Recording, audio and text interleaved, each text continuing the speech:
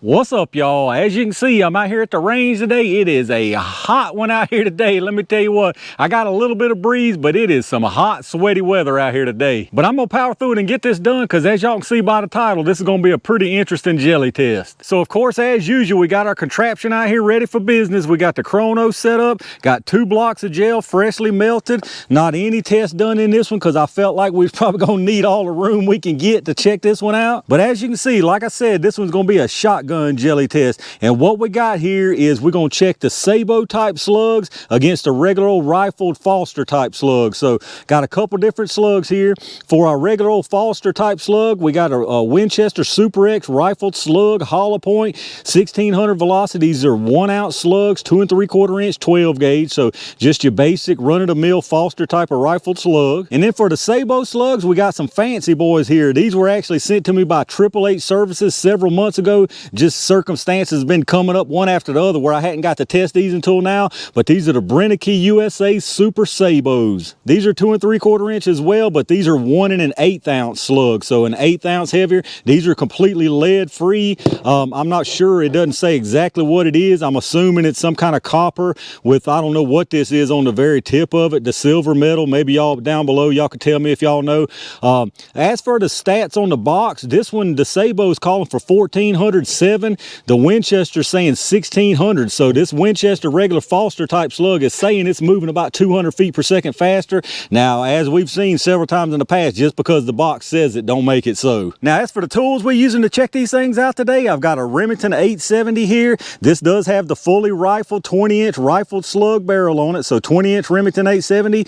And then for our Foster slug, we're just going to use the old Citadel Boss Hog. Again, same barrel length, 20-inch barrel, smooth bore, of course, and it's got the cylinder choke in it. Now, I know this one's a semi-auto and this one's a pump, but so there's going to be a little tiny bit, maybe a pressure difference. It ain't going to be a whole lot though, and I feel like with the speed difference on that Foster, it's going to more than kind of even out the playing field between these two. But anyway, this one ought to be pretty interesting in one way or the other, so let me get this stuff set up and let's check them out. All right, y'all, I'm going to start out by trying to get some speeds on these things. I'm just going to do 1 round on each one of them. A couple of different reasons. Number one, I don't have but 5 of these Brenneke slugs, so I want to have a few extra just in case something drama happens in the gel. So, and number two, I don't know what kind of luck I'm going to have getting this thing to read anyway.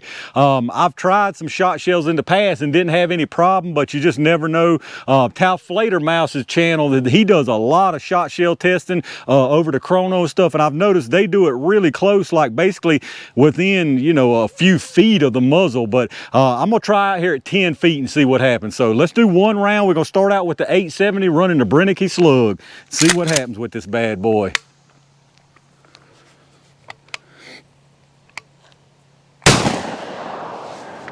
All right, y'all, I actually made an executive decision. I'm gonna run a 2nd round. That 1044 seems pretty low compared to what they're saying on the box for whatever reason, but since it read fine with no problems, I'm gonna try a 2nd one, see if we can get an average on them.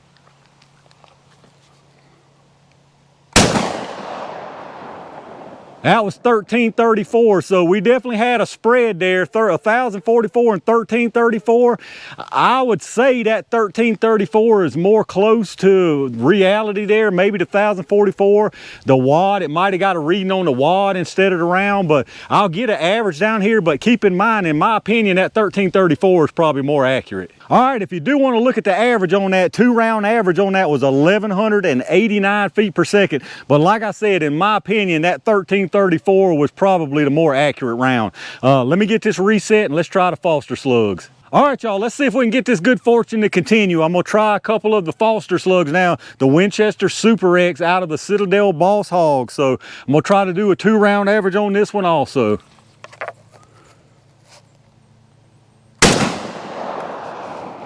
$15.48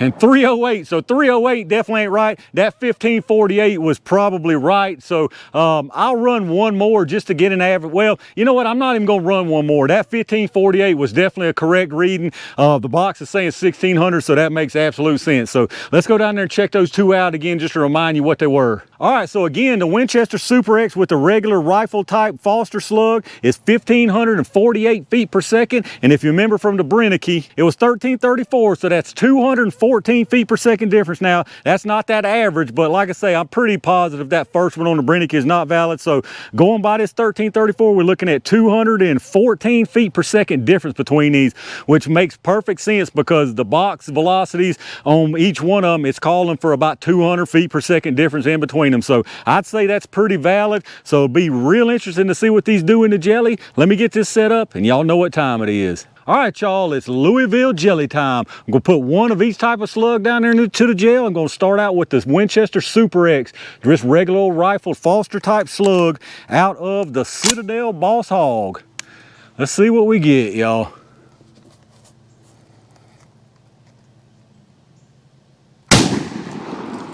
All right, good, nice, solid hit. I figured it'd throw everything off the table. Let me go check that out and make sure it stayed in.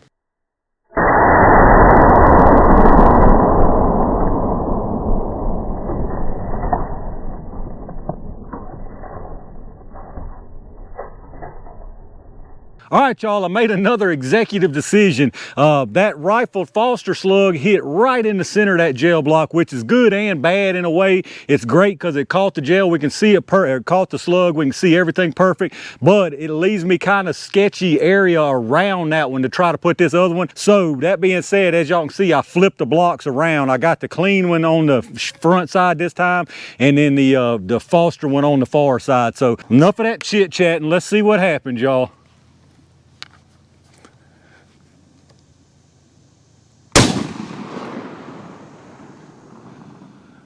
I believe that one came out somewhere. Let me go check and see what happened.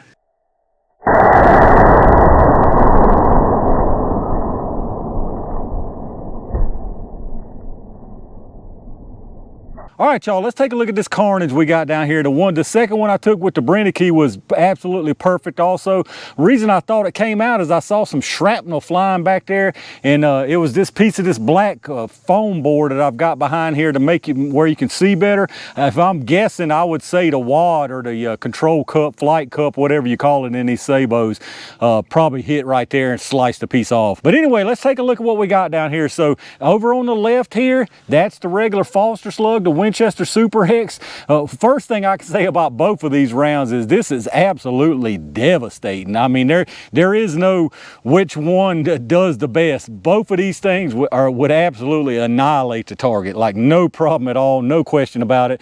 Again, the Winchester Super X, the regular rifle slug, came in almost immediately, expanded, huge wound channel right there.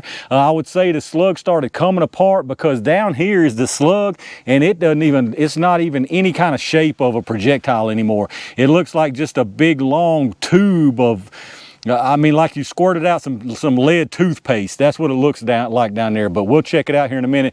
As far as inside the wound track, like I say, absolute devastation in this wound track. I'm assuming that the wad is probably in there. I'll pull it and see if I can see it. I don't know what all this shrapnel and stuff right here is. It may be some of the buffer. I don't think there's any buffer material actually in a slug, so I'm not sure what that is. I'll dig it out and take a look, but like I say, the projectile's right there. I mean, just absolutely peeled open, just transformed into a whole nother form there. Now, as for the Brenneke Sabot here, you see it came in also. I mean, just absolute devastation. It left, I mean, all the way through that whole entire first 16-inch block, y'all. It carries on into the second one, as you can see. Looks like it almost started to tumble right there, is why it got to poked up just a little bit. None of it came out of the gel, but looked like it wanted to tumble. I don't see any expansion out of it at all, though. On the box, it shows some expansion, and it honestly shows whatever this little silver piece is pretty much gone and flattened out, but right here, I don't see any expansion. Let me get some measurements on the penetration, and then we'll pull these things out. All right, on our Winchester Super X, we got 14 1/4 inches of penetration on that Winchester Super X regular rifle slug. On the Brenneke Sabot, we got 24 3/4 inches of penetration from that Sabot, and absolute devastation basically the entire way. Before I pull the projectiles, I just want to give y'all a look here. I mean, there's your entry hole, just a huge entry hole there. And then you can see this is from above. Just absolute devastation, almost the entire length of that block of gel. and then goes into the second one, and there's your projectile. Like I said, I don't see any kind of expansion or even any attempt at an expansion, but that is an absolute gnarly wound track right there, y'all. Same thing here with the Foster slug. There's the entry hole, big old huge entry hole there. Then you look at the top view, just, I mean, massive, just massive wound channel, just massive disruption there. And then it goes on out, curves forward, and you can see what I mean. It doesn't even resemble a slug anymore, y'all. It's like peeled open. It's just like a string of lead toothpaste, but just crazy devastation out of both of these rounds. All right, y'all, let's take a look at these projectiles. So obviously on this side, we got the Brenneke Super Slug, and on this side here, I mean, look at that thing. That's that Winchester Super X, regular old Foster type slug.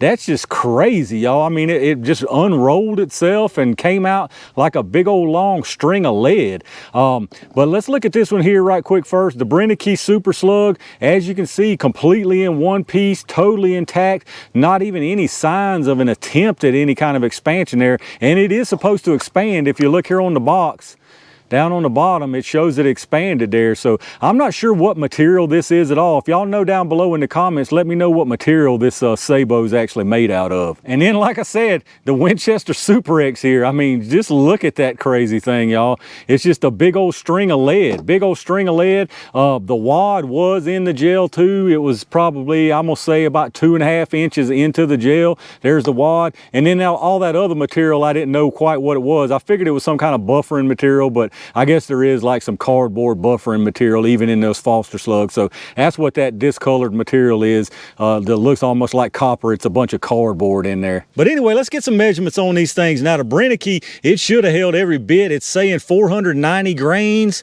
And on our scale here, we've got 490.2 grains. So sure enough, that kept every bit of the material.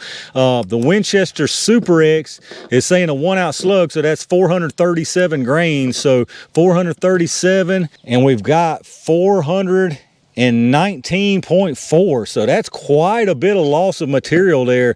I don't know where it lost it. I can't really see really good in this wound track. It could be down in there, but that seems like more than I'm seeing inside the gel. But the way it came all apart, it stands to reason that it definitely did lose some material. Now, as far as measuring these things, this is exactly what it started out as. So it's 0.628, 0.628, and 0.628. So they definitely did some good machining on this thing. So 0.628 diameter is what you're looking at here. If anybody's curious, the length of it, the length is 1.22 inches there. So that's the size of the Sabot. Like I said, no changes at all from right when it came out of the case. Now this Winchester Super X is pretty much impossible to measure. I'll give you a crossways measurement of the tube there. You got 0.334, and then the length, I mean, I don't even know how important this is, but we'll do it here.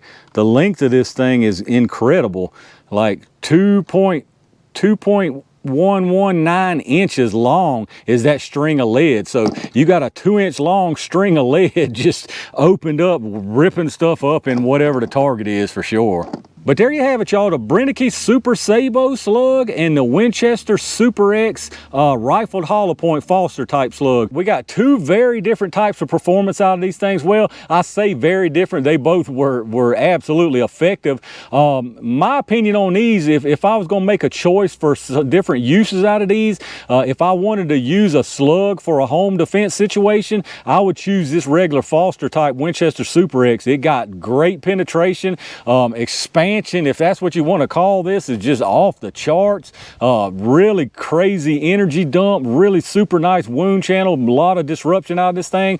There would be no doubt that this would absolutely stop a threat if that's what you needed to use this for. Now on the other hand, if I had a choice of both of these in a hunting situation, I would personally choose this Super Sabot here. You got more penetration, you still got incredibly devastating wound action. I just feel like this would be way better in especially a big game type of situation. But like I said, either way, both of these things were absolutely devastating.